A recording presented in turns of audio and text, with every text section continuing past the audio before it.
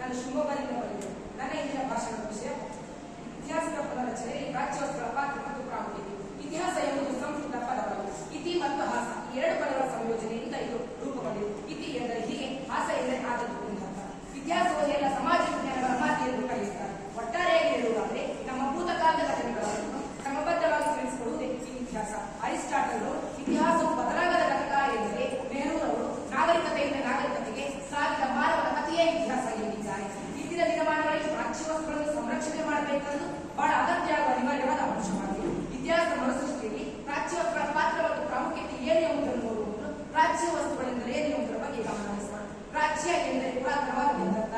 ನಮ್ಮ ಪೂರ್ವಜರು ಬಳಸುತ್ತಿದ್ದ ಸಾಮಗ್ರಿಗಳು, ನಾಣ್ಯಗಳು, ಶಿಲಾಶಾಸನಗಳು, ಕೆತ್ತನೆಗಳು, ಪುರಾತನವಾದ ದೇವಾಲಯಗಳು, ಚರ್ಚ್ಗಳು, ಮಸೀದಿಗಳು ಇತ್ಯಾದಿಗಳನ್ನು ನಾವು ಪ್ರಾಚ್ಯ ವಸ್ತುಗಳೆಂದು ಕರೆಯುತ್ತೇವೆ. ನಮ್ಮ ಪೂರ್ವಜರ ಸಾಧನೆಯನ್ನು ತಿಳಿಯಲು ಹಾಗೂ ಗತಕಾಲದ ಒಳನೋಟವನ್ನು ಅರ್ಥೈಸಿಕೊಳ್ಳಲು ಪ್ರಾಚ್ಯ ವಸ್ತುಗಳ ಸಂರಕ್ಷಣೆ ಬಹಳ